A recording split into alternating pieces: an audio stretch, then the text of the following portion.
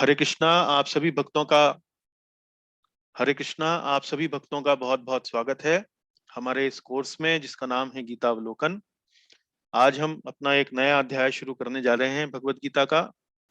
अध्याय 11 पर हम अध्ययन आरंभ करेंगे। इस अध्याय का शीर्षक है विराट रूप। आज की ये कक्षा हमारी 63वीं कक्षा है और अध्याय 11 का आज हम आरंभ कर रहे हैं। तो आज हमारी कक्षा का पहला भाग है। कक्षा का आरंभ हम हर बार की तरह मंगलाचरण प्रार्थनाओं से करेंगे। ओम अज्ञानतिमिरन्धस्य ज्ञानाञ्जनशलाकया चक्षुरुन्मीलितं येन तस्मै श्रीगुरवे नमः। श्रीचैतन्यमनोभीष्टं स्थापितं येन भूतले स्वयं रूप कदा मह्यं ददाति स्वपदान्तिकं। वन्देऽहं श्रीगुरौ श्रीयुतापदकमलं श्रीगुरून् वैष्णवांश्च श्रीरूपं साग्रजातं सहगण रघुनाथं तं वितं संसजीवं साद्वैतं सावधूतं परिजनसहितं कृष्ण चैतन्य देवं श्रीराधा कृष्ण पादान् सहगण ललिता श्री विशाखान्विशांक्ष। हे कृष्ण करुणा सिंधो दीनबंधो जगत्पते गोपेश गोपिका कांत राधा कांत नमोस्तुते। तप्त कांचन गौरांगी राधे वृंदावनेश्वरी वृषभानुसुते देवी प्रणमामि हरिप्रिये। वाञ्छाकल्पतरुभ्यश्च कृपा सिन्धुभ्य एव च पतितानां पावनेभ्यो वैष्णवेभ्यो नमो नमः।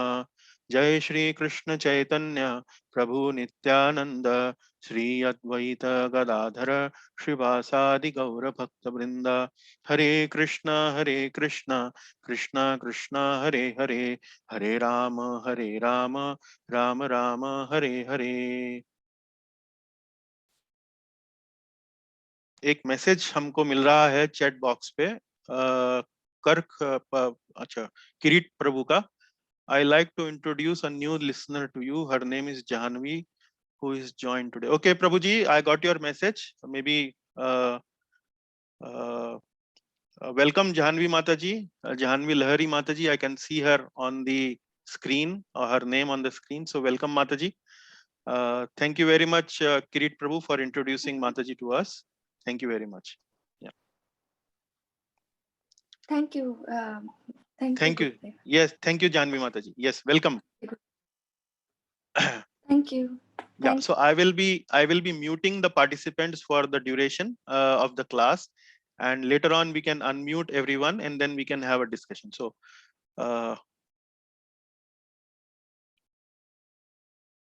okay, so since this is a new class on a new chapter, आज हमारी ये अध्याय 11 की पहली क्लास है। तो हम नया अध्याय जिस दिन शुरू करते हैं तो मैं संक्षेप में अपना परिचय देता हूँ, क्योंकि कई बार नए भक्त हमारे साथ जुड़ जाते हैं। तो मेरा परिचय है, मेरा नाम है केशव गोपाल दास। ये मेरा दीक्षा का नाम है। और वैसे भौतिक जगत में मुझे अनुराग गुप्ता के नाम से लोग बाग जानते हैं।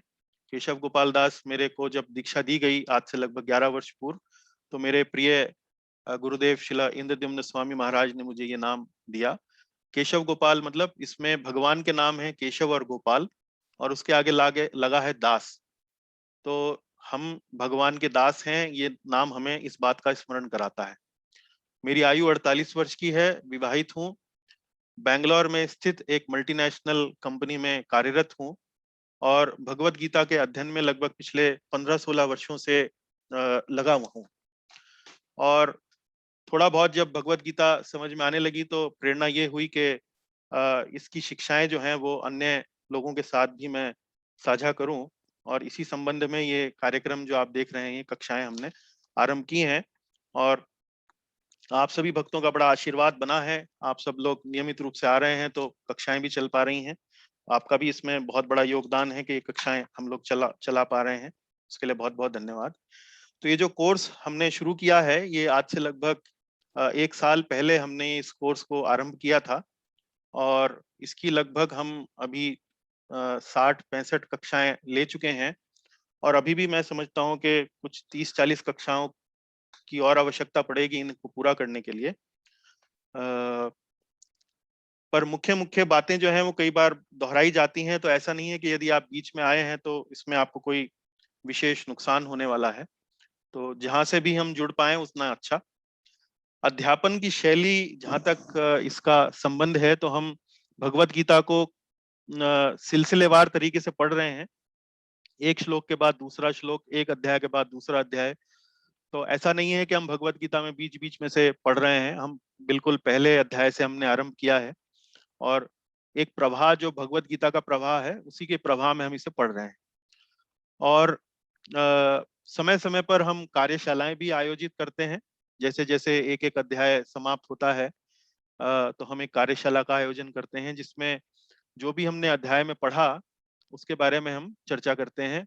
प्रश्न उत्तरी एक हम लोग आपके लिए प्रेषित करते हैं। जब भक्त लोग उस पर अपना उत्तर लिखते हैं तो उनके उत्तरों का हम लोग चर्चा भी करते हैं, तो ताकि समझ हमारी बढ़े। और श्लोकों के स्मरण पर भी हमने थोड़ा बहुत ध्यान देते हैं कि समय समय पर आपको प्रोत्साहित करते हैं कि आप भगवत गीता के श्लोकों का स्मरण भी करें, उनको बार बार याद करने का प्रयास करें। कोर्स की फीस, देखिए भौतिक जगत में कुछ भी मुफ्त में नहीं मिलता है। मुफ्त में मतलब एक तो मूल्य हम चुकाते हैं धन से, लेकिन दूसरा मूल्य हम चुकाते हैं अपने समय के बलिदान से। अपना समय जो हम त्याग करते हैं इस चीज को पढ़ने में, ध्यान लगाने में, अपना बुद्धि को खर्च करने में, अपना उत्साह से हम पढ़ते हैं। तो इस कोर्स की फीस है आपका उत्साह, एंथुजियाज्म, आपका धैर्य मतलब आपका पेशेंस, और आपका निश्चय मतलब आपका डिटर्मिनेशन। क्योंकि ये आध्यात्मिक पुस्तक है तो कई बार इसमें कई लोगों की रुचि एकदम से नहीं बन पाती है। तो इसमें निश्चय चाहिए, डिटर्मिनेशन चाहिए कि हम लगकर इसको पढ़ें, मेहनत करें, ध्यान से इसमें गहराई में जाएं, समझने का प्रयास करें।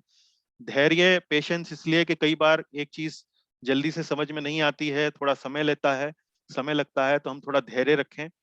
और उत्साह इसलिए क्योंकि भगवान हमारे उत्साह से बहुत प्रसन्न होते हैं। जब हम भगवान को प्राप्त करने के लिए उत्साह दिखाते हैं तो भगवान भी हमारी भीतर से सहायता करते हैं। इसमें कोर्स के लिए जो पाठ्य पुस्तक हमने चुनी है वो है इस्कॉन संस्था के संस्थापक आचार्य एसी भक्तिवेदांत शिला प्रभुपाद, और वो पुस्तक मैं आपके सामने आज अपनी स्क्रीन पे दिखा रहा हूँ। भगवत गीता यथारूप के नाम से यह पुस्तक है। आप ले सकते हैं, कोई बहुत अधिक मूल्य नहीं है। और यदि नहीं भी लेना चाहें तो इंटरनेट पे आप अगर सर्च करेंगे तो इस पुस्तक की हिंदी की और अंग्रेजी की दोनों आपको जो पुस्तक है वो मिल जाएगी पढ़ने के लिए। और आध्यात्मिक शंकाएं यदि आपकी हों तो आप अवश्य ही हमसे संपर्क कर सकते हैं। कक्षा के बाद भी आप संपर्क कर सकते हैं, और बहुत सारे भक्त जो हैं वो संपर्क करते भी हैं। और कक्षा के बाद जब हम कक्षा पूरी कर चुके हों तब भी आप अपनी शंकाएं पूछ सकते हैं। तो इस तरीके से आपका इस कार्यक्रम में बहुत बहुत स्वागत है। इस छोटे से परिचय के बाद हम अब अपना ये अध्याय 11 का अध्ययन आरंभ करते हैं। जैसे कि हम हर अध्याय को अलग अलग विभागों में बांटते हैं, ताकि उस अध्याय में जो छोटे छोटे जो थीम्स हम बीच बीच में पढ़ने को हमको मिलते हैं, जो टॉपिक हम देखते हैं, उनको बारे में हम समझ सकें, कैसे उस अध्याय में चर्चा जो है वह आगे बढ़ती है। तो इसी संदर्भ में इस अध्याय को हमने 7 विभागों में विभाजित किया है। आप देख सकते हैं 1 2 3 4 5 6 7 और 55 श्लोकों का ये अध्याय है। तो बड़ा अध्याय है, ज्यादा छोटा नहीं है। और भगवत गीता में जितने भी अध्याय हैं उनमें सबसे बड़ा अध्याय है 18वां। दूसरे नंबर पर है दूसरा अध्याय। और जहां तक मेरी स्मृति कार्य करती है तो मैं समझता हूँ कि शायद 11वां अध्याय 55 श्लोकों के साथ शायद तीसरे नंबर पर क्वालिफाई करे। तो अच्छा बड़ा अध्याय है। और इसमें अर्जुन अब भगवान श्री कृष्ण से अपने विराट रूप दिखाने के लिए अनुरोध करते हैं। और इस अध्याय में भगवान श्री कृष्ण के विराट रूप का वर्णन, बड़ा व्यापक वर्णन इस अध्याय में भगवान श्री कृष्ण प्रस्तुत करते हैं। और आप देखिएगा कि यदि आप संसार के अनेक अनेक ग्रंथ जो उपलब्ध हैं उनमें धार्मिक ग्रंथ भी आ जाते हैं, और यदि आप संसार के अनेकों धार्मिक ग्रंथों को उठाएं और उनको पढ़ने का प्रयास करें या उनके बारे में जानकारी करने का प्रयास करें, तो इस प्रकार का वर्णन जिसमें भगवान स्वयं अपने विश्व रूप का, अपने विराट रूप का वर्णन करते हैं, ना सिर्फ वर्णन करते हैं बल्कि उसको अर्जुन अपने भक्त के सामने उसको प्रदर्शित भी करते हैं, इस प्रकार का विवरण, इस प्रकार का अनुपम वर्णन वर्णन आपको किसी भी अन्य धार्मिक ग्रंथ में, किसी भी अन्य पुस्तक में आपको सुनने को, देखने को, पढ़ने को नहीं मिलेगा।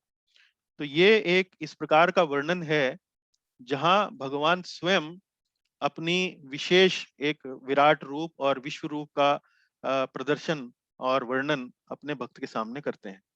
तो एक बड़ा ही यूनिक, एक तरीके से अनुपम, विशेष अध्याय भगवत गीता का, और संसार भर की जितनी भी पुस्तकें हैं उनमें इस प्रकार का वर्णन आपको कहीं नहीं पढ़ने को मिलेगा।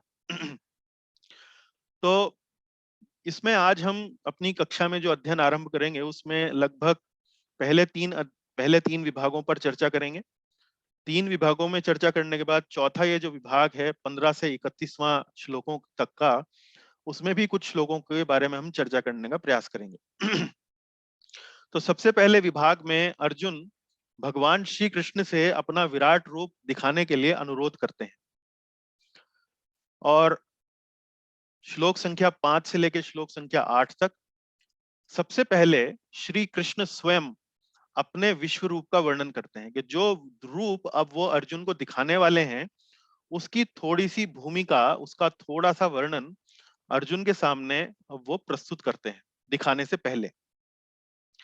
अब उसके बाद भगवान अपना विश्व रूप अर्जुन को दिखाते हैं, और अर्जुन वो विश्व रूप देखता है, किंतु उसका वर्णन दूर बैठे संजय और धृतराष्ट्र, संजय जो है वो धृतराष्ट्र के सेक्रेटरी हैं, उनके सचिव हैं, सहायक हैं, और आपने देखा होगा कि भगवत गीता के आरंभ कैसे होता है। भगवत गीता का आरंभ होता है जब धृतराष्ट्र संजय से एक प्रश्न पूछते हैं। तो यानी कि ये जो जितना भी वर्णन चल रहा है भगवत गीता का, वो वास्तव में संजय धृतराष्ट्र को कर रहे हैं। जो जो एक ये संवाद अर्जुन और श्री कृष्ण का चल रहा है वो संजय और धृतराष्ट्र को वो वर्णन सुना रहे हैं। संजय किस प्रकार ये वर्णन सुना पा रहे हैं? क्योंकि संजय ने स्वयं व्यास देव जी की कृपा से दिव्य चक्षु जो है उनको प्रदान किए गए, तो इस कारण से वो महल में ही बैठे हुए, अपने राजमहल में ही बैठे हुए कुरुक्षेत्र के युद्ध क्षेत्र में क्या चल रहा है उसको देख सकते हैं। तो अब जब श्री कृष्ण अर्जुन को अपना विश्व रूप दर्शन दिखाते हैं, तो पहले संजय उस विश्व रूप को कैसे देखता है, क्या उसके बारे में समझता है, उसका वर्णन जैसे वो धृतराष्ट्र को करता है उसकी चर्चा यहाँ पर हुई है तीसरे विभाग में। तो संजय का जो वर्णन है, या संजय का जो यहाँ पर मुख्य जो रोल है भगवत गीता में, वो आप देखते हैं कि पहले अध्याय में आपको सुनने को मिलता है, थोड़ा बहुत यहाँ 11वें अध्याय में, और फिर अंत में 18वें अध्याय में संजय का यहाँ पर वर्णन होता है। तो तीसरे विभाग में संजय विश्व रूप का वर्णन धृतराष्ट्र के सामने करते हैं, और फिर अर्जुन जब विश्व रूप को देख चुका होता है, जब भगवान उसके सामने अपना विश्व रूप प्रदर्शित करते हैं और अर्जुन जब उसको देख चुका होता है, तो अर्जुन चौथे विभाग में 15वें से लेके 31वें श्लोक में अपनी प्रतिक्रिया, अपना दर्शन का उसका अनुभव क्या है, क्या देख रहा है वो, कौन कौन सी ऐसी वो जो डिटेल्स हैं उसको वो नजर आ रही हैं, और उसका भाव, उसके मनोभाव कैसे क्षण भर क्षण परिवर्तित हो रहे हैं, उसका वर्णन 15वें से लेके 31वें श्लोक में हम करेंगे। तो ये आज के इस कक्षा की छोटी सी रूपरेखा है, और बाद में आप देखते हैं कि 32वें से 34वें श्लोक में भगवान श्री कृष्ण अब अर्जुन की प्रतिक्रिया पर अपना उत्तर देते हैं, उनको बताते हैं कि विश्व रूप दिखाने के पीछे उनका उद्देश्य क्या है, और फिर 35वें से 46वें श्लोक में अर्जुन अब प्रार्थनाएं भगवान के सामने अपनी प्रस्तुत करते हैं, और 47वें से लेके 55वें श्लोक में अंतिम विभाग में इस बात का उल्लेख हम करेंगे कि भगवान के किसी भी रूप को देखने के लिए वास्तव में जो सबसे आवश्यक गुण हमें चाहिए वो है भगवान की भक्ति। भगवान के लिए हमारे हृदय में एक भक्ति की भावना होनी चाहिए। उसी भक्ति की भावना से प्रसन्न होकर भगवान अपना अलग अलग विविध प्रकार के रूप भक्त के सामने प्रस्तुत करते हैं।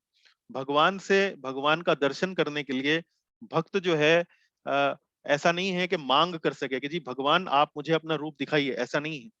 तो भगवान की जब कृपा होती है, जब भी भगवान अपना रूप भक्त के सामने प्रस्तुत करते हैं। तो ये एक छोटी सी रूपरेखा है अध्याय 11 को लेकर। और आज हम पहले 3 विभाग पूरे और थोड़ा बहुत 15वें से लेके 31वें श्लोक में कुछ 3-4 श्लोक यहाँ पर हम देने करने का प्रयास करेंगे। तो इस कक्षा को आरंभ करने से पहले 11वें अध्याय में डिटेल में जाने से पहले हम पिछली कक्षा में हमने जो संक्षेप में हमने पढ़ा उसका एक बार स्मरण कर लेते हैं। क्योंकि पिछली कक्षा में जो हमने पढ़ा और इस अध्याय में जो अब घटनाएं घटने वाली हैं उनके बीच में एक संबंध भी है, उनके बीच में एक कनेक्शन भी है। उसके बारे में भी हम चर्चा करेंगे। तो पिछले 10वें अध्याय में हमने पिछली बार 31वें से लेके 42वें श्लोक तक हमने अपनी चर्चा पूरी करी थी। और इन श्लोकों में भगवान श्री कृष्ण ने 21 से लेके 39वें श्लोक तक अपनी 70 प्रमुख विभूतियों का वर्णन किया है। अर्जुन के सामने अपनी अपनी जो विभूतियां हैं उनका वर्णन किया है। विभूतियों का मतलब क्या है? जो भी विलक्षण, जो भी बड़ी अद्भुत चीज, आप आकर्षक वस्तु जब आप इस संसार में देखते हैं तो आ, वो जब वस्तु आप देखते हैं तो वो वस्तु आपको श्री कृष्ण का स्मरण कराए, ऐसा आपका भाव होना चाहिए। इसे विभूति योग कहते हैं। तो अर्जुन ने भगवान श्री कृष्ण से पूछा कि आप अपनी विभूतियों का वर्णन मेरे सामने करें, क्योंकि आपकी विभूतियों के बारे में सुनने में मुझे बड़ा आनंद होता है। तो भगवान श्री कृष्ण ने लगभग 70 प्रमुख विभूतियों का वर्णन किया।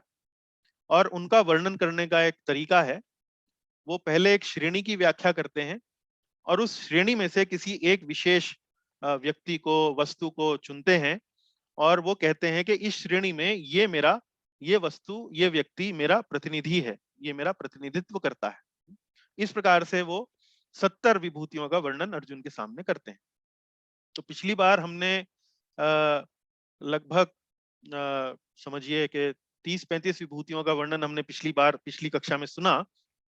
उनमें से कुछ प्रमुख विभूतियों का संक्षेप में मैं यहाँ आपके सामने प्रस्तुत कर रहा हूँ। नदियों में गंगा, तर्कों में वाद है। नदियों में गंगा मतलब भगवान के चरणों से चूंकि गंगा नदी निकलती है तो भगवान ने नदियों में अपने आप को गंगा माना है। तर्क में वाद है। वाद किस पर्पस से किया जाता है? सत्य को स्थापित करने के लिए किया जाता है। ये डिस्कशन है, जो आर्ग्यूमेंट है, जो डिस्कशन है, वो जब सत्य की स्थापना के लिए किया जाए तो भगवान कहते हैं वो मेरा प्रतिनिधि है, मैं वो वाद हूं। अक्षरों में आकार, आकार बोलते हैं। जैसे अंग्रेजी अल्फाबेट में ABCD, तो ए को आकार बोलते हैं। हिंदी में ई तो अ को आकार बोलते हैं। तो अक्षरों में स्वयं को आकार बताया। भक्ष्यों में मृत्यु, मृत्यु चूंकि सब कुछ हर लेती है, ऐसा नहीं है कि पहले कुछ चीज लेती है फिर दूसरी चीज लेती है, तो एक ही बार में सब कुछ हर लेती है। तो इसलिए वो कहते हैं भक्षियों में है, हरने वाली वस्तुओं में मैं कौन हूं? मैं मृत्यु हूं। महीनों में मार्गशीर्ष, मार्गशीर्ष बोलते हैं नवंबर और दिसंबर को। तो महीनों में मार्गशीर्ष हूं क्योंकि इस समय फसलें होती हैं, अन्न का बहुत अच्छे से वहां पर खेतों से अन्न का प्रचुर मात्रा में भंडारण होता है।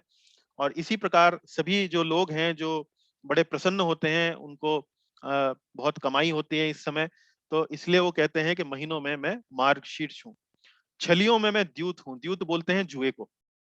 तो जुआ जो है वो छलता है। छलता कैसे है?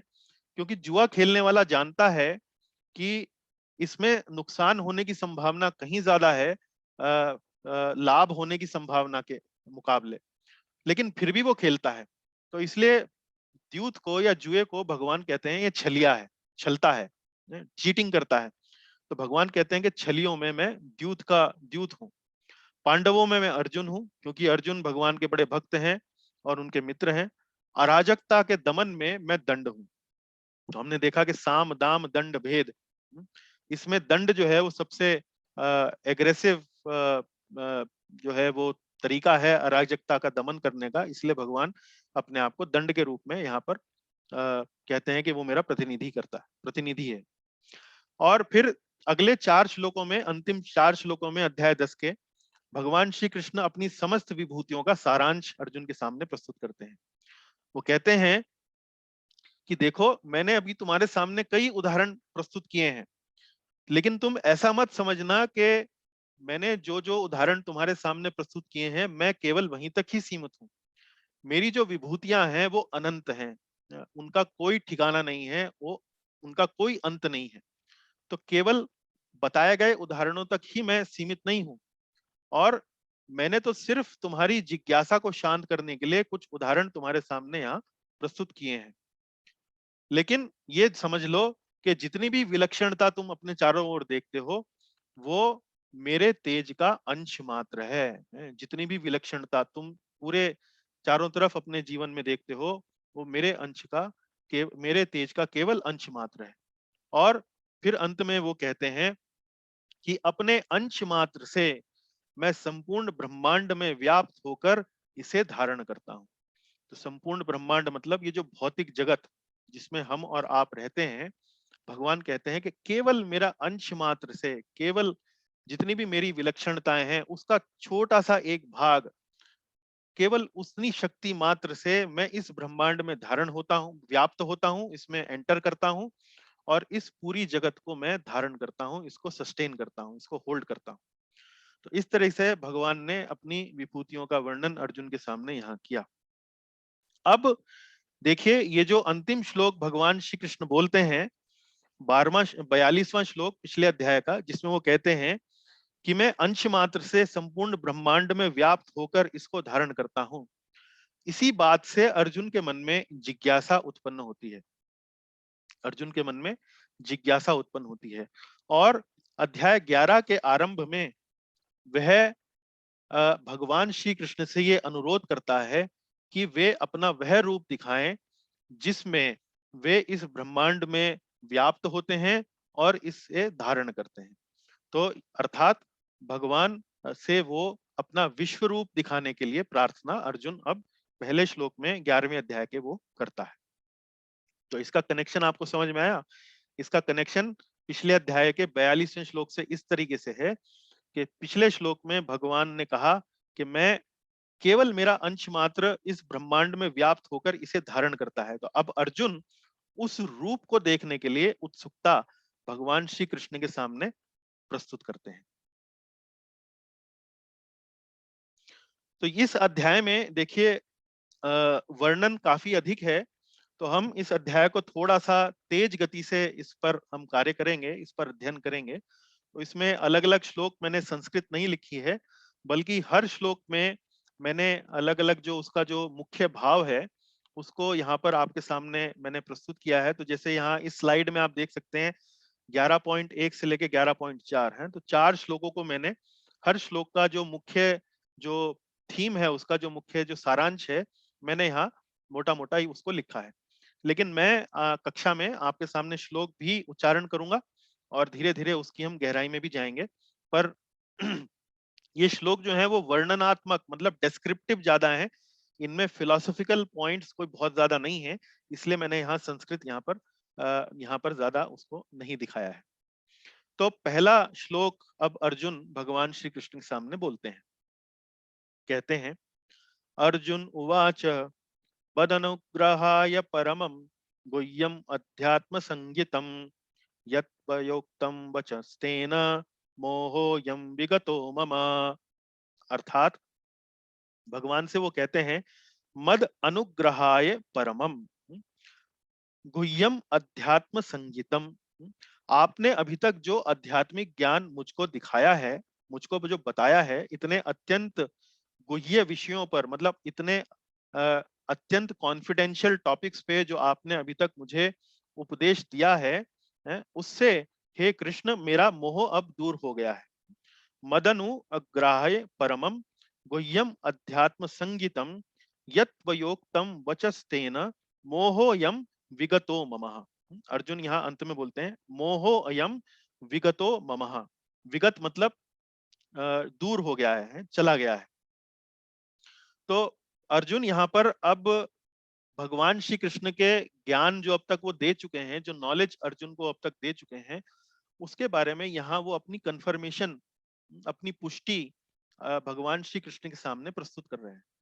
और उसको कह रहे हैं, भगवान को कह रहे हैं कि जो आपने अभी तक मुझे बताया है उससे मेरा मोह दूर हो गया है। मोह किस बात का था अर्जुन को? भगवत गीता के आरंभ में अर्जुन को इस बात का मोह था कि वो युद्ध करे या ना करे।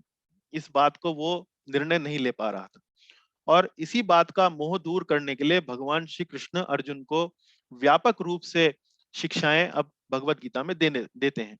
और जब अध्याय 10 में भगवान श्री कृष्ण ने 8वें से लेके 11वां श्लोक, जिसे हम चतुश्लोकी गीता कहते हैं, जब अर्जुन के सामने वो चतुश्लोकी गीता उनको प्रस्तुत किया, और फिर अर्जुन ने वहीं पर तुरंत 12वें श्लोक से लेके आगे के कुछ 4-5 श्लोकों में इस बात की पुष्टि करी कि जो भी आपने मुझे बताया है उसको वो एक प्रार्थना के रूप में उन्होंने भगवान के सामने प्रस्तुत किया। तो अब उसी चीज को यहाँ पर 11वें श्लोक के पहले श्लोक में वो कह रहे हैं कि मेरा मोह दूर हो चुका है। तो ये समझने वाली बात है कि हालांकि भगवत गीता में 18 अध्याय हैं, और आगे 12वें 13वें से लेकर 18वें अध्याय में भी कई श्लोक हम पढ़ने वाले हैं।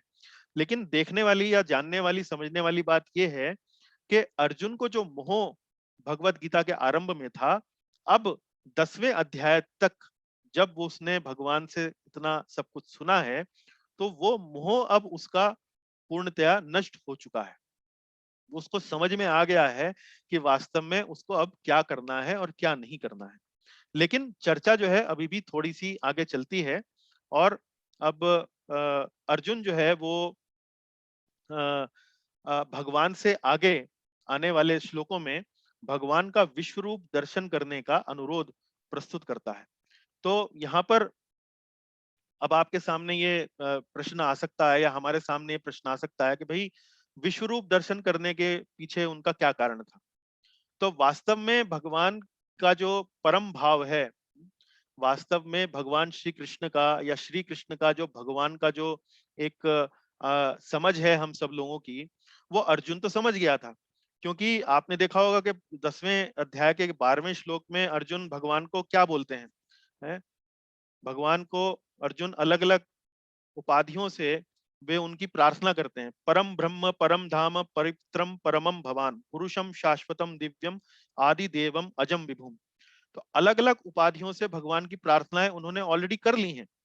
उनकी समझ भगवान के बारे में, श्री कृष्ण के बारे में कि ये परम भगवान है, ये समझ अर्जुन की स्थापित हो चुकी है। लेकिन फिर भी वे भगवान से उनका विराट रूप देखने की के लिए अनुरोध करते हैं। उसका कारण ये है, उसका कारण ये है कि वो जानते हैं कि मैं तो भगवान श्री कृष्ण के बारे में अच्छी तरह से समझ गया हूं कि यही परम भगवान है। लेकिन दुनिया में, जगत में एक उदाहरण प्रस्तुत करने के लिए कि जो श्री कृष्ण ने अपने वचनों में कहा है, वास्तव में उनके वचन सत्य हैं, और उनके वचनों की सत्यता को स्थापित करने के लिए उसने भगवान श्री कृष्ण से यह अनुरोध किया कि आप मुझे अपना विश्व रूप दर्शन दें, ताकि ये बात स्थापित हो जाए कि भगवान श्री कृष्ण ने जो बोला है वो केवल दर्शन के स्तर पर ही सीमित नहीं है। वास्तव में भगवान ने जो कहा है उसने उन्होंने करके भी दिखाया है। तो पूरे समाज के सामने, पूरी दुनिया के सामने एक आदर्श प्रस्तुत करने के लिए, असली और नकली भगवानों में अंतर स्थापित करने के लिए अर्जुन ने इस प्रकार से भगवान के सामने अनुरोध किया। तब दूसरा श्लोक हम देखते हैं इसका। दूसरे श्लोक में अर्जुन भगवान के सामने बोलते हैं, भवाप्ययो हि भूतानां श्रुतौ विस्तरेश मया त्वत्तः कमलपत्राक्ष महात्म यमपि चाव्ययम्। भवाप्ययो हि भूतानां श्रुतौ विस्तरशो मया। अब भगवान ने जो अभी तक जो शिक्षाएं अर्जुन के सामने दी हैं, अर्जुन अब एक बार फिर उनकी पुष्टि कर रहा है। अर्जुन कहता है, मैं आपकी बातों से पूर्णतः सहमत हूं। भवाप्ययो ही भूतानाम श्रुतौ विस्तरशो मया। आपने मुझसे विस्तार से कहा कि किस प्रकार आप ही प्रत्येक जीव की उत्पत्ति तथा उसकी प्रलय मतलब उसके विनाश का कारण बनते हैं। आप ही प्रत्येक जीव की उत्पत्ति तथा लय के कारण बनते हैं। और इसके बारे में मैंने आपसे बड़ा विस्तार से सुना है।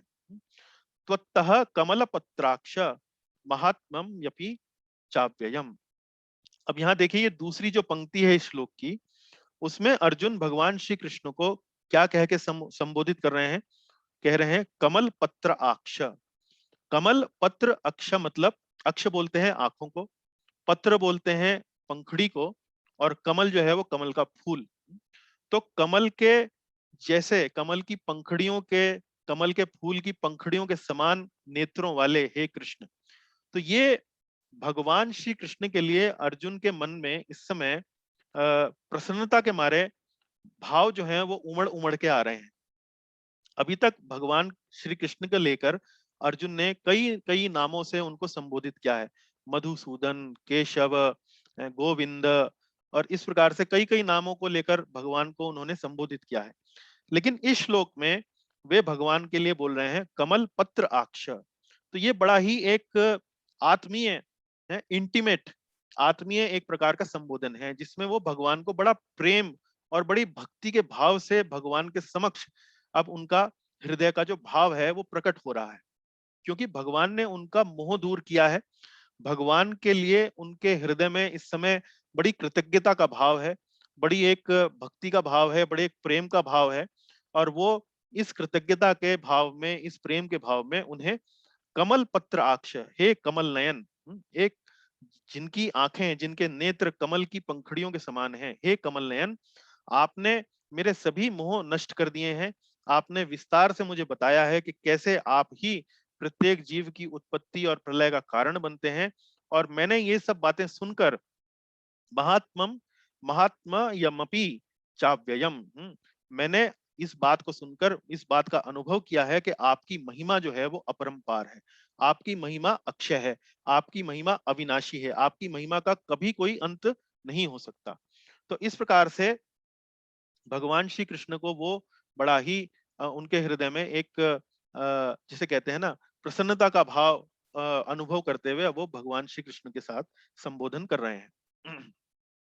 तीसरा श्लोक अब देखते हैं। तीसरे श्लोक में अब अर्जुन कहते हैं एवमेतद्यथाथ त्वमात्मानं परमेश्वर द्रष्टुमिच्छामि ते रूपम ऐश्वरम पुरुषोत्तम। एवं एतद एवं एतद यथार्थ त्वमात्मनम परमेश्वर। भगवान से वो कहते हैं हे परमेश्वर, यद्यपि आपको मैं अपने समक्ष आपके द्वारा वर्णित आपके वास्तविक रूप को देख रहा हूं, किंतु मैं यह देखने का इच्छुक हूं कि आप इस दृश्य जगत में किस प्रकार प्रविष्ट हुए हैं। मैं आपके उसी रूप का दर्शन करना चाहता हूं।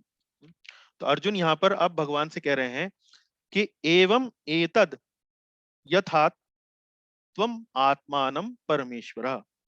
एवं एतद मतलब अभी तक आपने जो मुझसे कहा है, एवं एतद यथार्थ, जितना कहा है वो मैं पूर्ण रूप से समझता हूं, पूर्ण रूप से उसे सत्य स्वीकार करता हूं।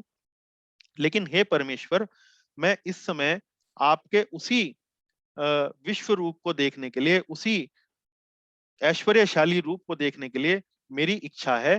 कृपया करके आप उसी रूप को प्रदर्शन, उसी रूप का दर्शन मुझे कराएं जिस रूप से आप इस दृश्य जगत में प्रविष्ट होते हैं। तो यहाँ देखिए कि ये जो श्लोक अब अर्जुन तीसरा श्लोक जो यहाँ बोलते हैं, उसमें जो पिछले अध्याय का 10वें अध्याय का जो 42वां श्लोक है उससे इसकी यहाँ पर तार जुड़ा हुआ है, इसका कनेक्शन है।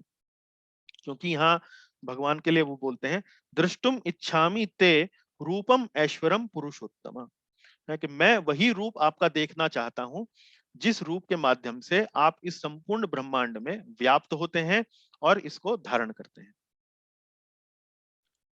तो अब यहाँ देखिए, थोड़ा सा हम विराट रूप के बारे में समझने का प्रयास करते हैं।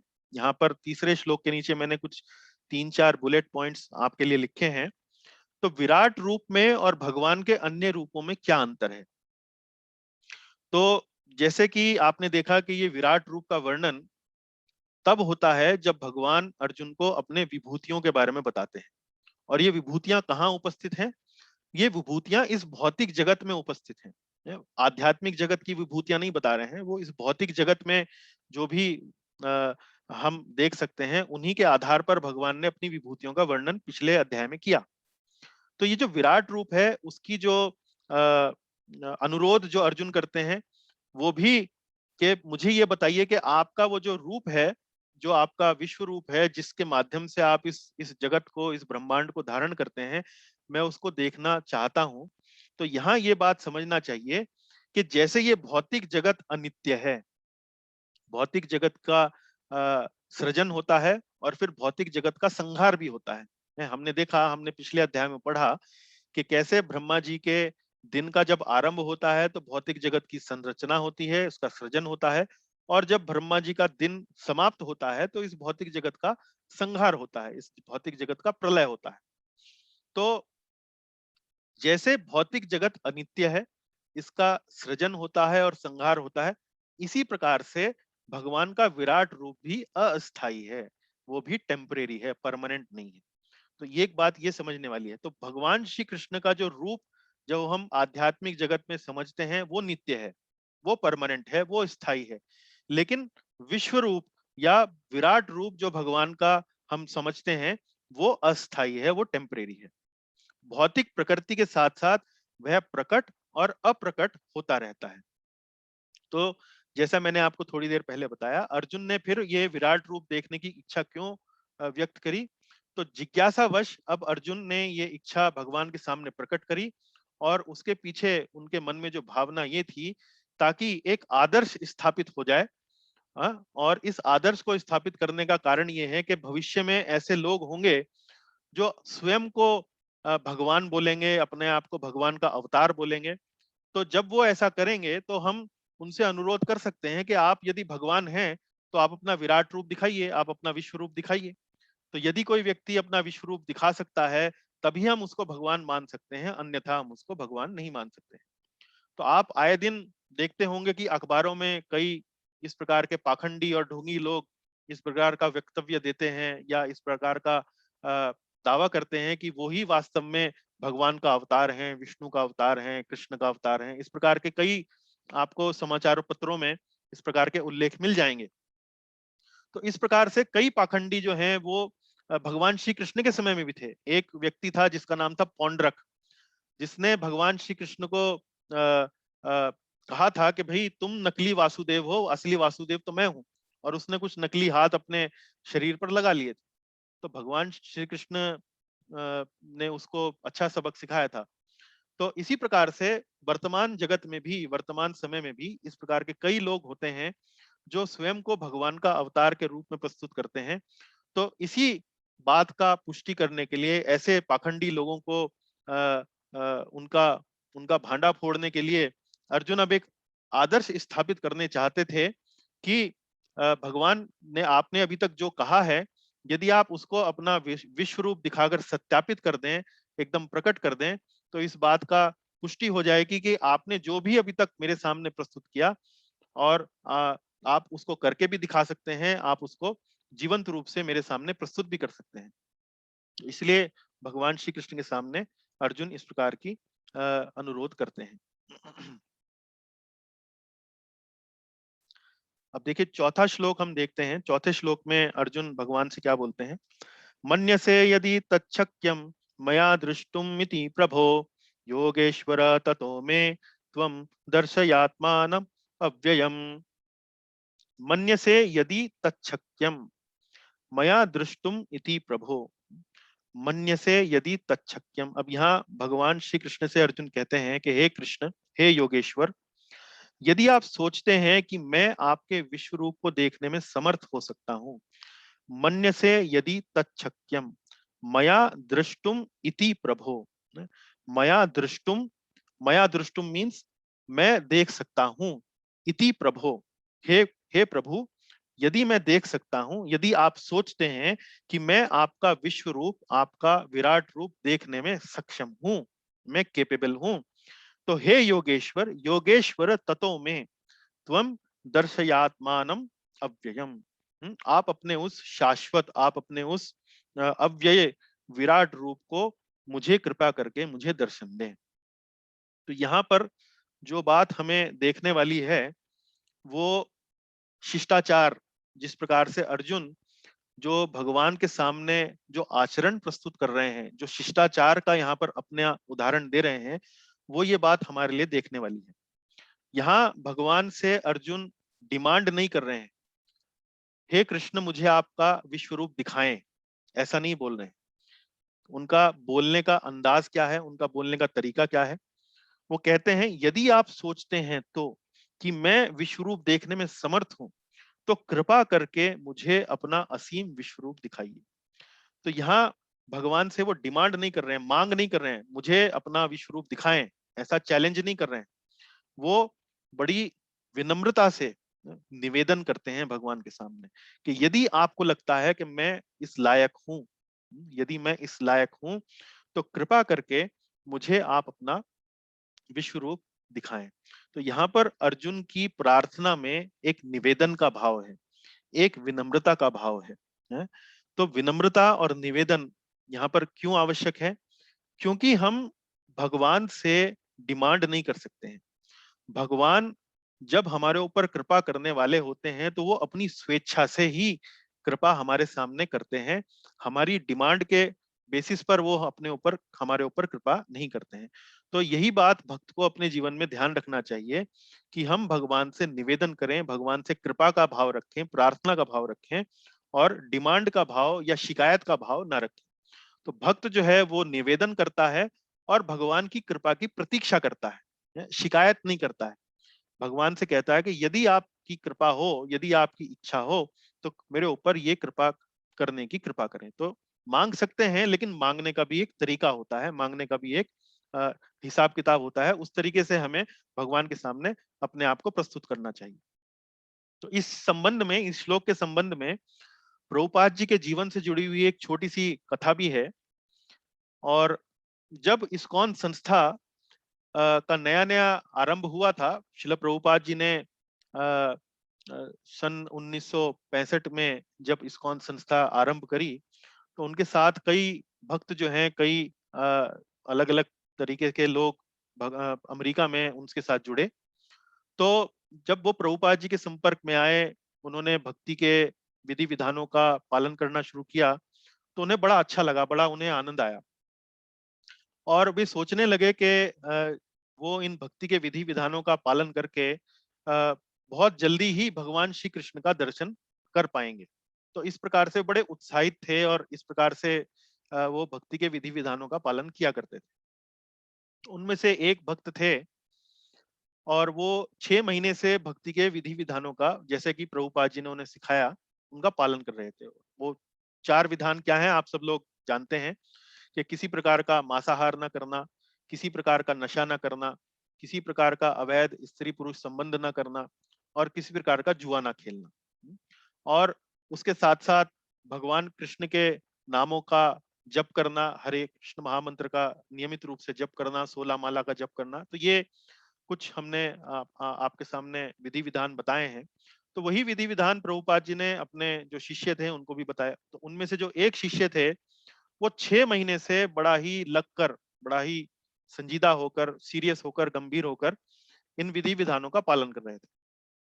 तब वे एक दिन प्रभुपाद जी के पास आए, प्रभुपाद, मैंने 6 महीने से बड़ी गंभीरता से जितने भी विधि विधान आपने बताए हैं, मैं उनका पालन कर रहा हूँ। मैं 4 नियमों का भी पालन कर रहा हूँ, मैं 16 माला भी कर रहा हूँ, लेकिन मुझे भगवान श्री कृष्ण के दर्शन नहीं हो रहे हैं। तो मुझे कृपा करके बताइए कि ऐसा क्यों है? 6 महीने से मैं बिल्कुल कर रहा हूँ और मुझे दर्शन नहीं हो रहे। तो प्रभुपाद जी ने उस भक्त को गंभीरता से देखा और अपने पास बुलाया, बड़े प्रेम से उसको भगवत गीता की प्रति उसके हाथ में दी और उसको ये श्लोक दिखाया, चौथा श्लोक दिखाया और उसको बोला कि इस श्लोक को पढ़ो। और वो भक्त ने श्लोक को पढ़ा। हे योगेश्वर, यदि आप सोचते हैं कि मैं आपके विश्व रूप को देखने में समर्थ हो सकता हूँ, तो कृपा करके मुझे अपना असीम विश्व रूप दिखलाइए। उसकी समझ में नहीं आया एक बार पढ़ने में। प्रभुपाद जी ने कहा फिर पढ़ो। फिर भी उसके समझ में नहीं आया तो फिर उससे कहा कि एक बार फिर पढ़ो। तो बार बार पढ़ने के बाद उसकी समझ में आया कि प्रभुपाद जी उसको क्या समझाना चाह रहे हैं। तो प्रभुपाद जी जो उसको बात समझाना चाह रहे थे वो ये था कि यदि आप सोचते हैं कि मैं आपका विश्व रूप देखने में समर्थ हो सकता हूं, तो कृपा करके मुझे अपना असीम रूप दिखलाइए। तो प्रभुपाद जी ने उसको ये बात समझाई कि हमारी योग्यता भगवान को देखने की है या नहीं, इस बात का निर्णय हम नहीं करते हैं। हमारी योग्यता भगवान को देखने की है या नहीं, इस बात का निर्णय भगवान स्वयं करते हैं।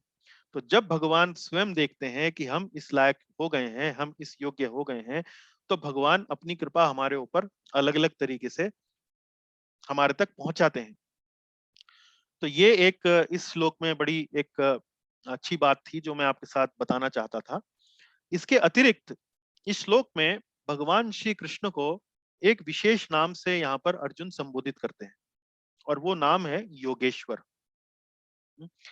दूसरी लाइन में कहते हैं योगेश्वर ततो में त्वं दर्शयात्मानम अव्ययम। तो योगेश्वर शब्द को आप समझने का थोड़ा प्रयास करेंगे। योगेश्वर शब्द बना है योग और ईश्वर, योगी और ईश्वर। तो योगी हम यहाँ पर किसे बोलते हैं? तो वास्तव में योगी तो हम उसकी अलग अलग तरीके से व्याख्या करते हैं आपके सामने, और योगी का मतलब है जोड़ना, एक व्याख्या तो ये होती है। लेकिन जो योगी होते हैं, जिसमें कि कई ऐसे योगी होते हैं जो ध्यान योगी होते हैं, अष्टांग योगी होते हैं, तो उन्हें अपनी योग की जो क्रियाएं वो करते हैं, उनके बल पर उन्हें कई बार कई सिद्धियां प्राप्त हो जाती।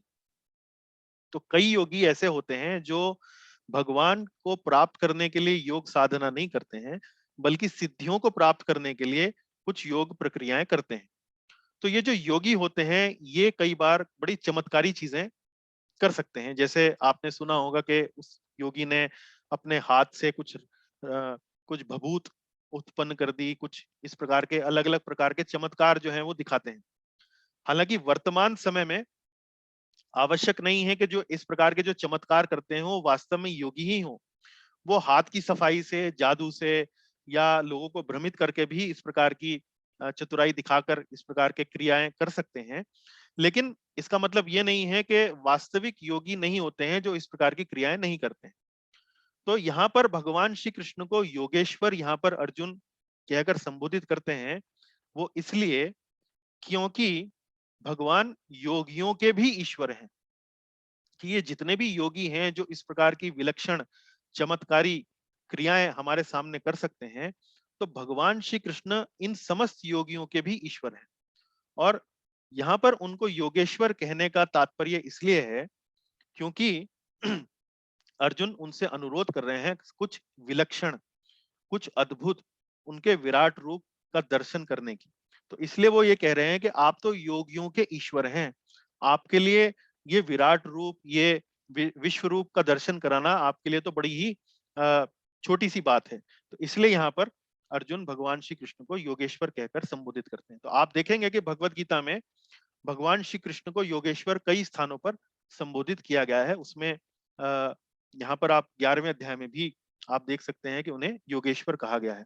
तो योगेश्वर शब्द की एक व्याख्या हम इस तरह से भी कर सकते हैं, चूंकि भगवान समस्त योगियों के ईश्वर हैं, इसलिए वो कुछ भी विलक्षण, कुछ भी चमत्कारी वस्तु बड़ा सरलता से कर सकते हैं। तो ये पहला विभाग संपन्न हुआ।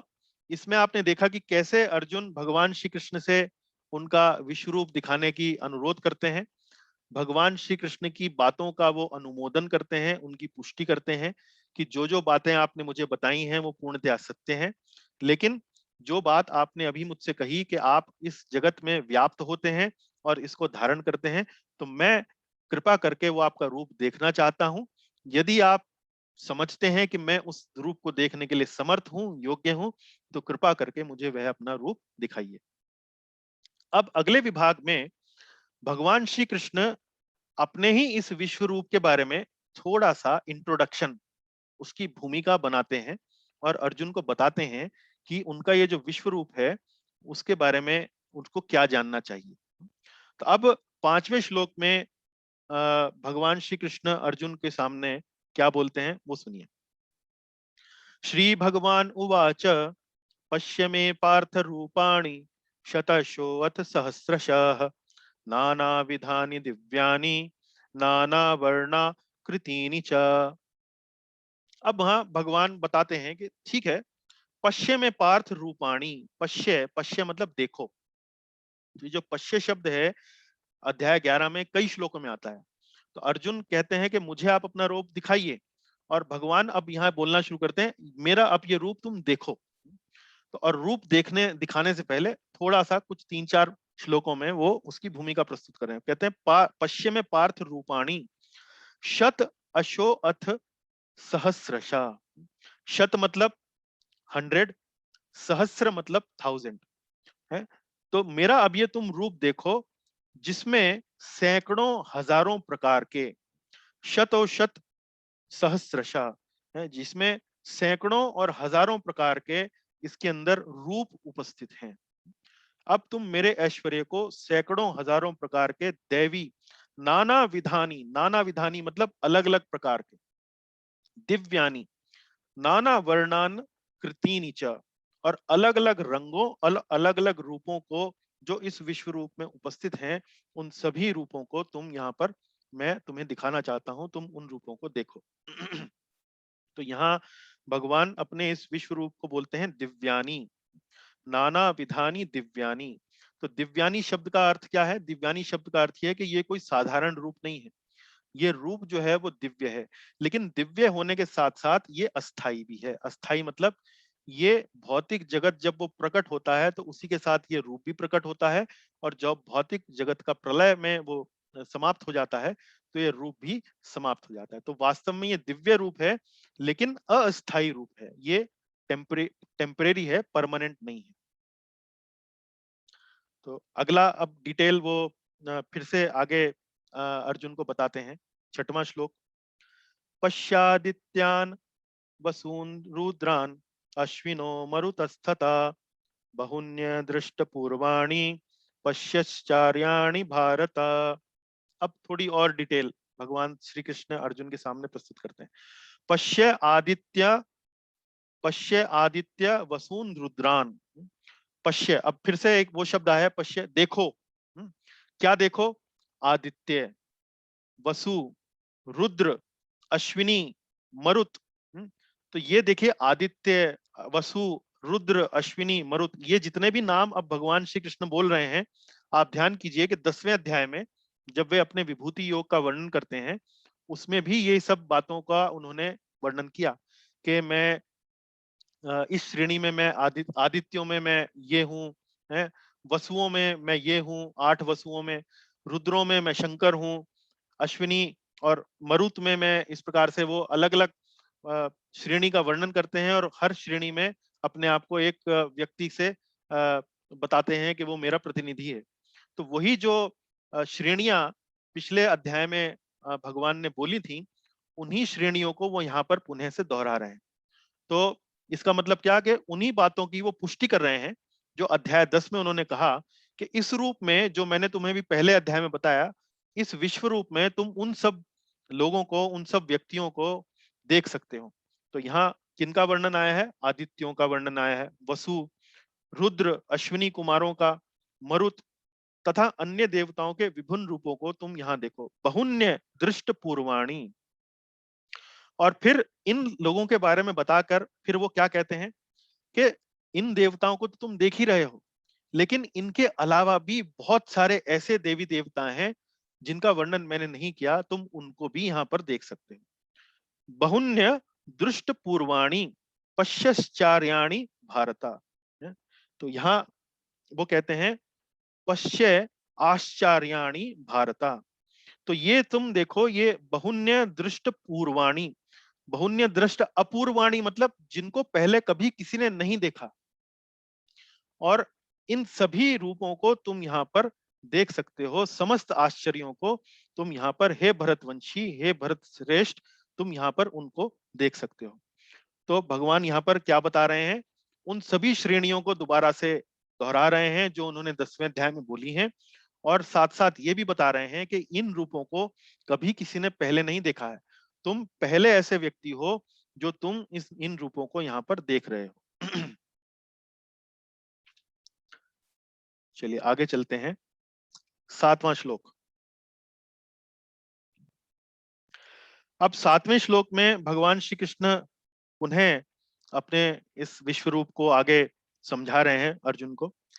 इहेकस्तम जगत कृष्णम पश्चाद्य सचराचरम मम देहे गुडाकेश यच्चान्यद दृष्टुम इच्छसि। अब अर्जुन को वो क्या कह रहे हैं? इहेकस्थम जगत कृष्णम। इहेकस्थम जगत कृष्णम मतलब जो भी तुम इस विश्व रूप में देखोगे वो तुम यहाँ एक ही जगह पर बैठे बैठे तुम्हें सब कुछ दिख जाएगा।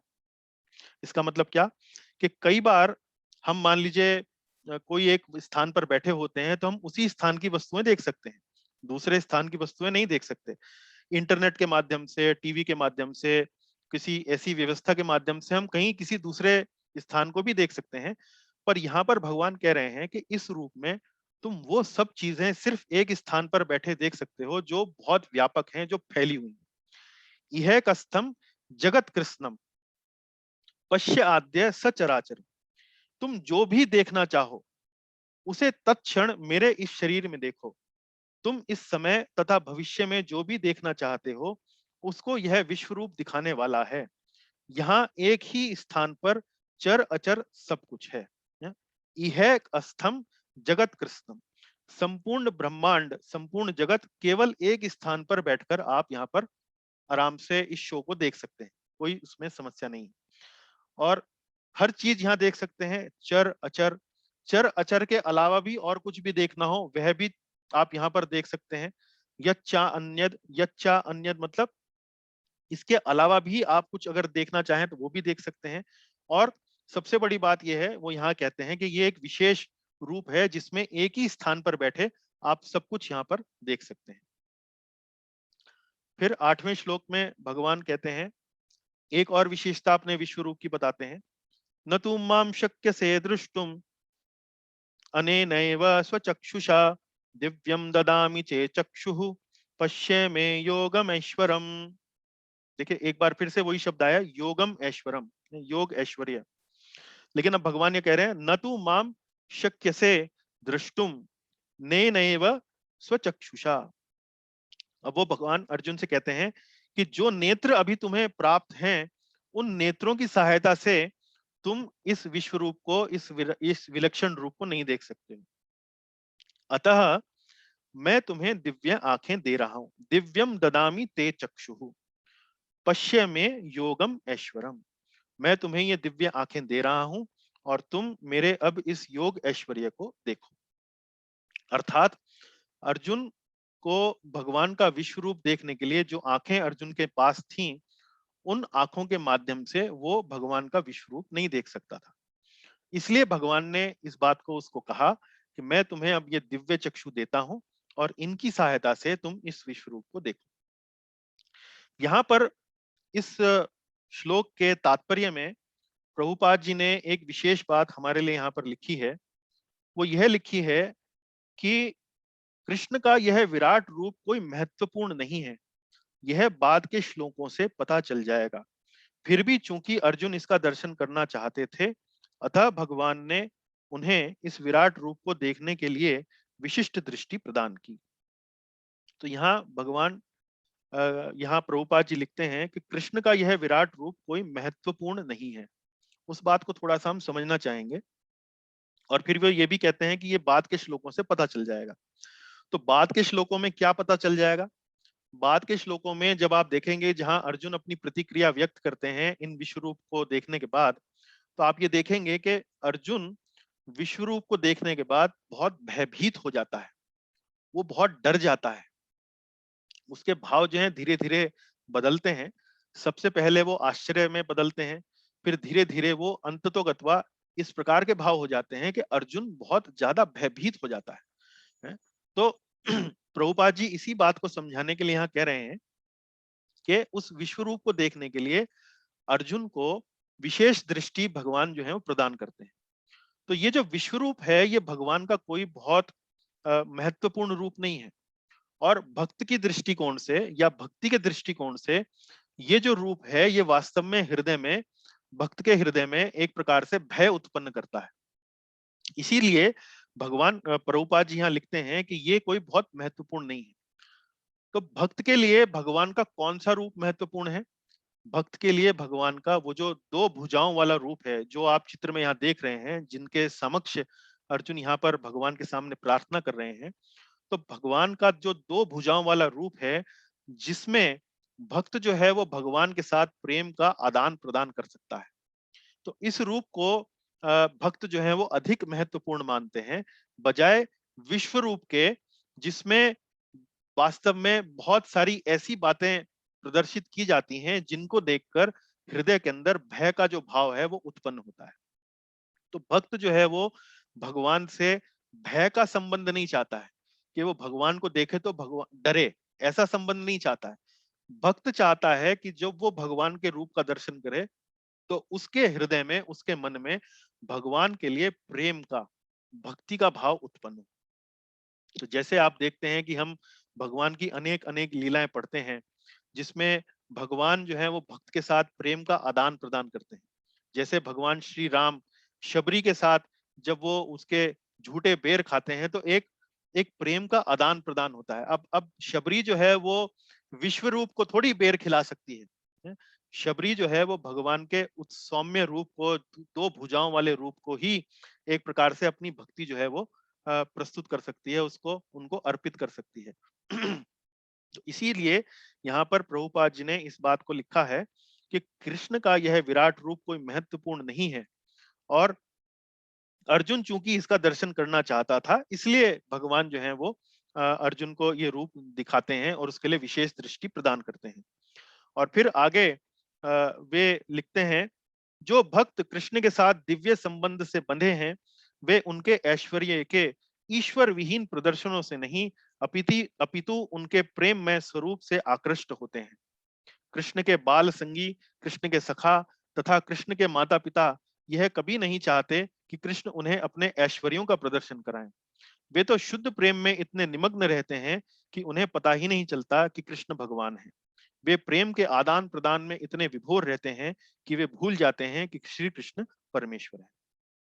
तो अब कृष्ण का विराट रूप जो है वो भगवान कृष्ण के जो दो भुजाओं वाले रूप है उससे सुपीरियर नहीं है, उससे बेहतर नहीं है, उससे बल्कि एक लोअर, एक रैंक नीचे है। इस बात को यहाँ प्रभुपाद जी अपने तात्पर्य में हमें समझा रहे हैं।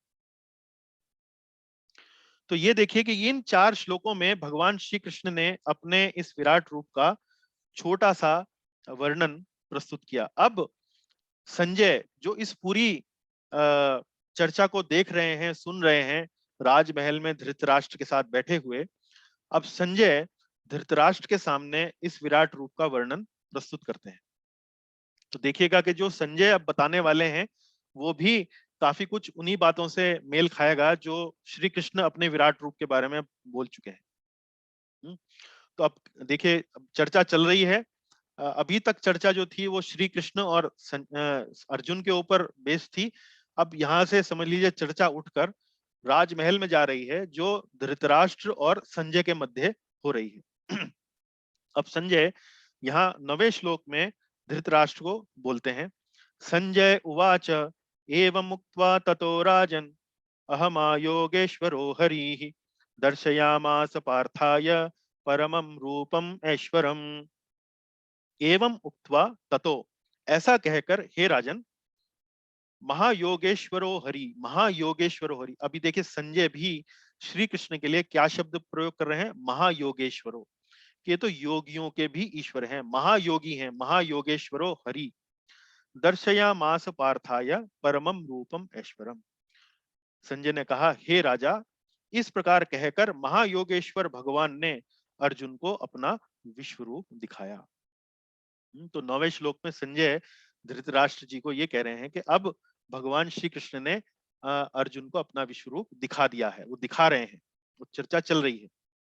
और फिर 10वें और 11वें श्लोक में संजय धृतराष्ट्र के सामने उन्हीं विश्व रूप का फिर से एक विशद वर्णन प्रस्तुत करते हैं। इन इन दोनों श्लोकों में देखिए अनेक शब्द जो है वो कई बार आता है। अनेक, वो कहते हैं अनेक वक्त्र नयनम, अनेक अद्भुतम दर्शनम, अनेक दिव्याभरणम, दिव्यानेकोद्यतायुधम, दिव्या माल्या अंबरम धरम दिव्य गंधानुलेपनम सर्वाश्चर्यमयम देवम अनंतम विश्वतो मुखम।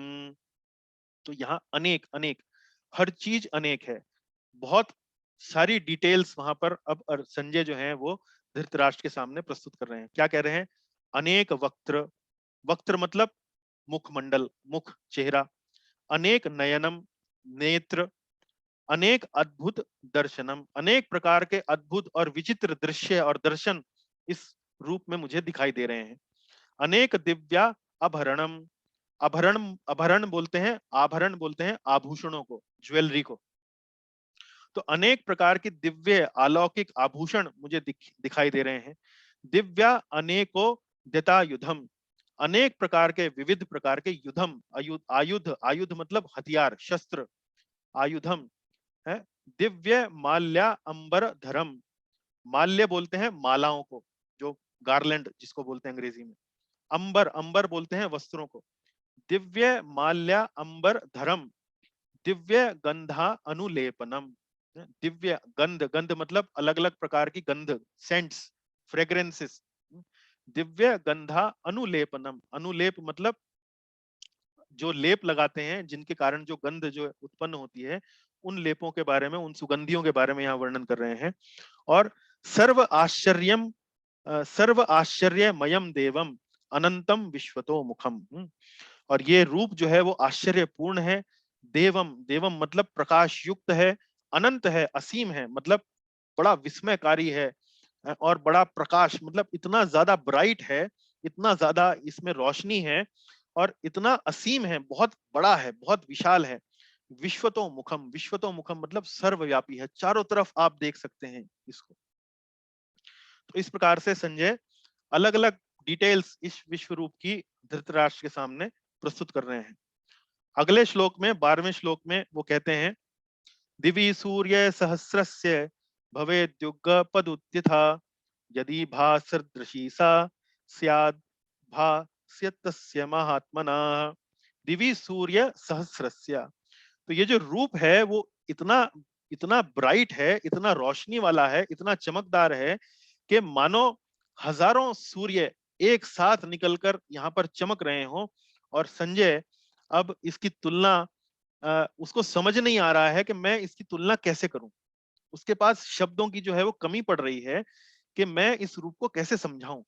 और वो शब्द खोज रहे हैं, और उन शब्दों को खोजने के लिए वो एक उपमा प्रस्तुत करते हैं। वो कहते हैं कि दिवि सूर्य सहस्रस्य, और मुझे जो दिख रहा है वो इतना ब्राइट है, इतना रोशनी वाला है कि हजारों सूर्य से इनकी तुलना अब यहाँ पर कर सकते हैं। और इस प्रकार से संजय जो है वो धृतराष्ट्र के सामने इस रूप का यहाँ वर्णन कर रहे हैं। यदि आकाश में एक साथ हजारों सूर्य उदय हो तो उनका प्रकाश भी शायद परम पुरुष के इस विश्व रूप के तेज की समता कर सके। फिर 13वें श्लोक में कहते हैं, तत्रैकस्थं जगत्कृत्स्नं प्रविभक्तमनेकधा अपश्य अपश्य देवदेवस्य शरीरे पांडवस्तदा। तत्रैकस्थं जगत्कृत्स्नं, अब वो कह रहे हैं कि अर्जुन जो है वो भगवान के इस विश्व रूप को एक ही स्थान पर बैठा बैठा देख रहा है। और उसमें जितने भी हजारों भाग हैं, अलग अलग प्रकार के ब्रह्मांड, अलग अलग प्रकार के जो अंश उसमें वो देख रहे हैं, वो उनको एक ही स्थान पर बैठे बैठे दिखाई दे पा रहा, देख पा रहा है। तो यही बात भगवान ने भी अभी पिछले श्लोक में अर्जुन के लिए कही थी कि भाई ये रूप ऐसा है कि तुम एक ही स्थान पर बैठे सब कुछ जो भी तुम ब्रह्मांड में देखना चाहते हो वो तुम एक ही स्थान पर बैठे बैठे देख सकते हो। अब अगले श्लोक में, 14वें श्लोक में संजय अर्जुन की प्रतिक्रिया और अर्जुन के शरीर में जो बदलाव हो रहे हैं उनका वर्णन यहाँ पर कर रहे हैं। तथा स विस्मयाविष्टो हृष्टरोमा धनंजयः प्रणम्य शिरसा देवं कृतांजलिरभाषत। अब वो क्या कह रहे हैं? तथा स विस्मयाविष्टो, हाँ? इसको देखने के बाद जो धनंजय हैं, धनंजय किसका नाम है? अर्जुन का नाम। इस रूप को देखने के बाद धनंजय की हालत ऐसी हो रही है कि विस्मय आविष्टो, आश्चर्य से आविष्ट हो गए हैं। आश्चर्य से आविष्ट मतलब आश्चर्य से एकदम भर चुके हैं। हृष्ट रोमा, हृष्ट रोमा मतलब रोम बोलते हैं शरीर के ऊपर जो बाल होते हैं उनको बोलते हैं रोम। जैसे बोलते हैं ना रोमांच होना, रोमांचित होना। तो कई बार जब हम रोमांचित होते हैं तो हमारे शरीर पर जो बाल होते हैं वो खड़े हो जाते हैं। तो वो कह रहे हैं हृष्ट रोमा, और हर्ष से वो रोमांचित हो रहे हैं। धनंजय प्रणम्य शीर्षा देवम, और उस रूप को देखने के बाद प्रणम्य मतलब शीर्षा, अर्जुन का जो मस्तक है, अर्जुन का जो सिर है वो प्रणाम की मुद्रा में मतलब झुक गया है।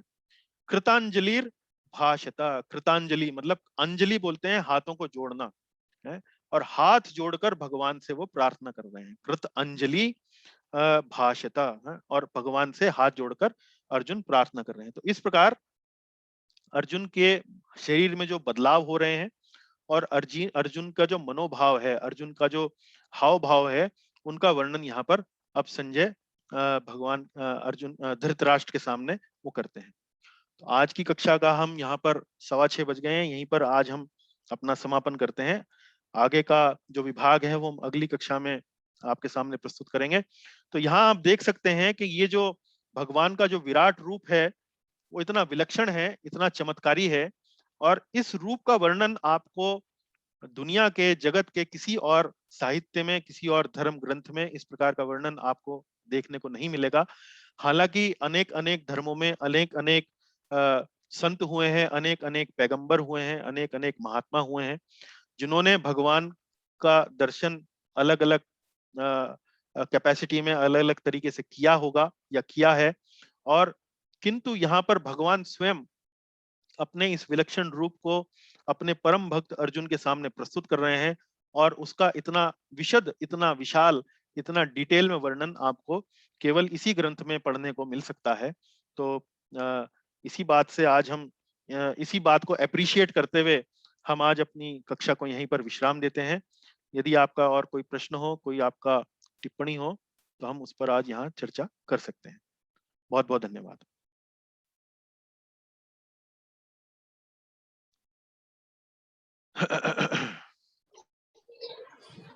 हरे कृष्णा प्रभु जी। हरे कृष्णा माता जी, बताइए।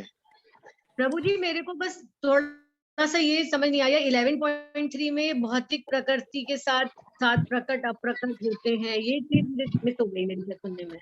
अच्छा जी, मैं बताता हूँ इसको। तो जी। ये जो विराट रूप है भगवान का, ये वास्तव में भौतिक प्रकृति से ही जुड़ा हुआ है।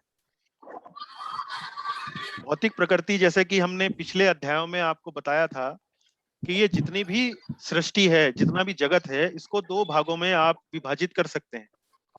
एक तो आध्यात्मिक जगत और दूसरा भौतिक जगत। तो हमने ये भी आपको बताया था कि कैसे इस पूरी सृष्टि में 3/4 हिस्सा जो है वो आध्यात्मिक जगत है, और 1/4 हिस्सा 25% जो भाग है वो है भौतिक जगत। तो इस भौतिक जगत में अर्जुन ने पिछले अध्याय में क्या पूछा भगवान से कि इस भौतिक जगत में मैं आपका दर्शन कैसे करूं, मैं आपको कैसे देखूं, कैसे आपको मैं जानूं। उस बात का उत्तर देने के लिए भगवान ने अर्जुन के सामने अलग अलग विभूतियों का वर्णन किया कि यदि तुम पशुओं को देखो तो पशुओं में, सिंहों में वो कृष्ण का प्रतिनिधि है, मनुष्यों में मैं राजा हूं। इस प्रकार से अलग अलग विभूतियों का वर्णन किया। तो ये जो विश्व रूप है ये भी भगवान का ऐसा रूप है जो, देखिए कि भगवान इस विश्व के ईश्वर भी हैं, और भगवान ये विश्व भी हैं। भगवान ये विश्व भी हैं। जो ये जगत आप देखते हैं ये भी भगवान का ही एक रूप है। तो अर्जुन के सामने भगवान श्री कृष्ण जिस रूप का अब यहाँ पर वर्णन कर रहे हैं वो भगवान का विश्व रूप है। कि विश्व में अभी देखिए कि आगे आप देखेंगे कि वो वर्णन करेंगे कि इस विश्व रूप में वो दिखाएंगे अलग अलग लोक, अलग अलग ग्रह। भगवान बताएंगे कि ये देखिए कि ये ब्रह्मा है, ये शिव हैं, ये अलग अलग देवता हैं। और ये जो ब्रह्मा जो भगवान की, विष्णु की जो कमल की जो नाल, नाभि से जो कमल की नाल निकलती है जिन पे अलग अलग लोक हैं, तुम उन विष्णु को, उन सर्पों को, उन शेषनाग को भी इस रूप में देख सकते हो। तो ये जो वर्णन यहाँ पर जितना भी करते हैं भगवान, वो विश्व का या इस भौतिक जगत का, इस भौतिक ब्रह्मांड का करते हैं। तो जैसे ये भौतिक जगत नश्वर है, इसका सृजन होता है, फिर इसका विनाश होता है, फिर इसका सृजन होता है, फिर इसका विनाश होता है। इसी प्रकार से चूंकि ये भौतिक जगत से जुड़ा हुआ भगवान का रूप है, तो ये विश्व रूप का भी सृजन होता है, विनाश होता है, सृजन होता है, विनाश होता है। इसको आप इस तरह से समझ सकते हैं। ये भगवान का जो रूप है ये भौतिक जगत से जुड़ा हुआ है, आध्यात्मिक जगत से जुड़ा हुआ नहीं है। इसलिए इसका सृजन और विकास, सृजन और विनाश बार बार होता है। अब आपकी समझ में आ पाया? हाँ जी। चलिए, धन्यवाद। कृष्णा, हरे कृष्णा प्रभु जी। कैसे हैं प्रभु जी? हाँ, मैं अच्छा हूँ प्रभु जी, आप बताइए। बस आपकी कृपा है, जितना ज्ञान दर्शन होता रहता है। एक रिक्वेस्ट थी जी।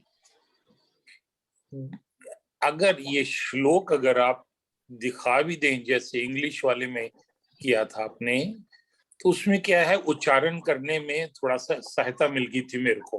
अच्छा अच्छा। नहीं तो मैं जो अपने आप उच्चारण करता हूँ, पढ़ता हूँ, तो मेरे को लगता है ठीक नहीं करता हूँ। जी जी जी जी। जब मैं अभी सिर्फ सुनता हूँ तो मेरे को किताब सामने रखनी पड़ेगी। हाँ किताब जी। सामने रखूंगा तो ध्यान दो तरफ चला जाएगा।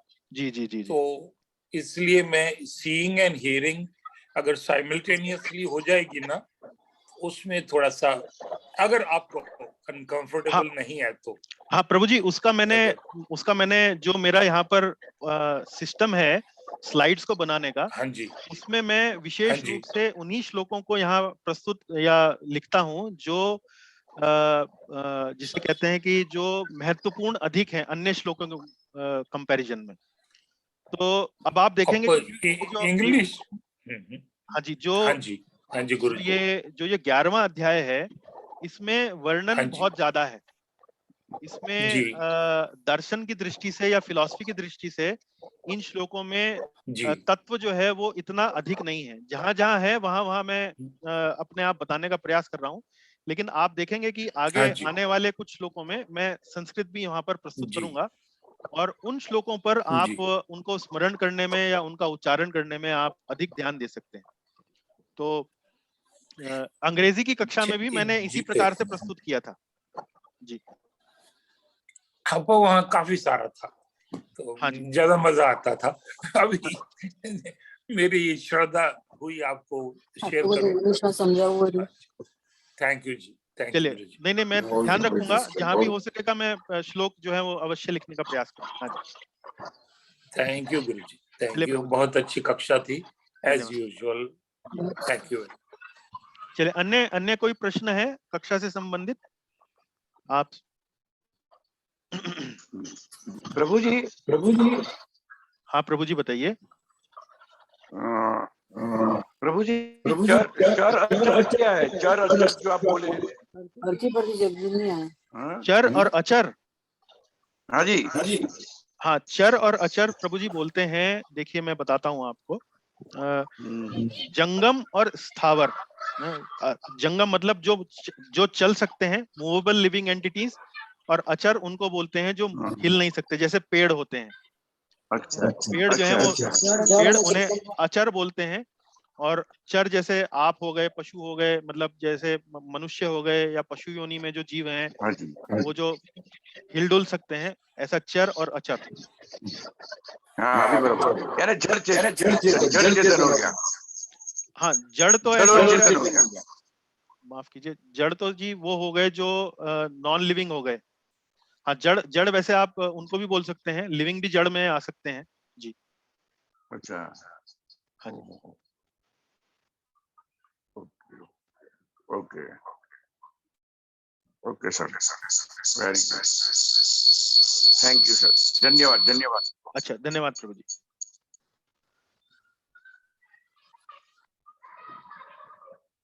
अन्य कोई प्रश्न, अन्य कोई आपका कोई? हरे कृष्णा।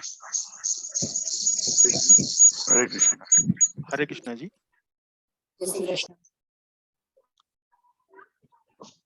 हरे कृष्णा प्रभु जी, हरे कृष्णा। हाँ, हरे कृष्णा जीवन प्रभु, बताइए आपका कोई प्रश्न है? नो क्वेश्चंस प्रभु, एवरीथिंग इज क्लियर। ओके प्रभु जी, धन्यवाद। हरे कृष्णा। या चलिए, अन्य कोई प्रश्न? हरे कृष्ण। हाँ प्रभु जी बताइए। ये एक शब्द अगोचर भी है गुरुजी, शायर अक्षर एक अगोचर भी है।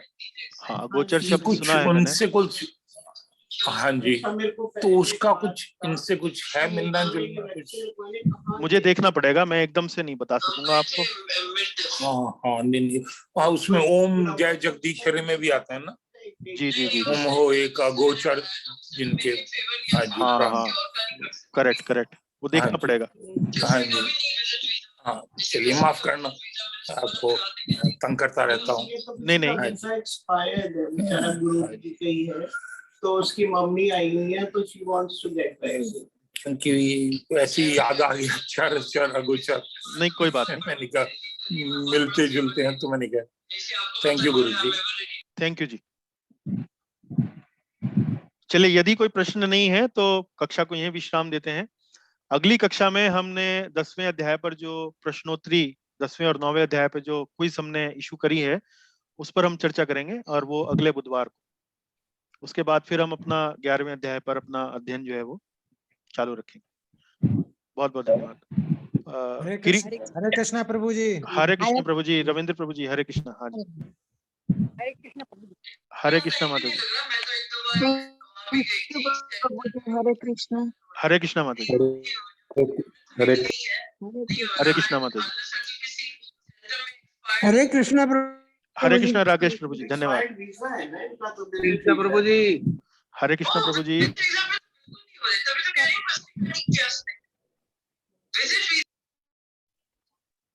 हाँ जी, चलिए जी, बहुत बहुत धन्यवाद। अगली कक्षा तक आपसे विदा लेते हैं, फिर मिलते हैं। हरे कृष्णा।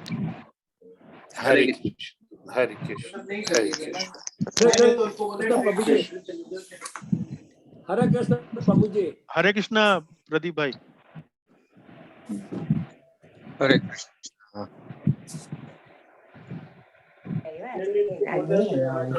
नाम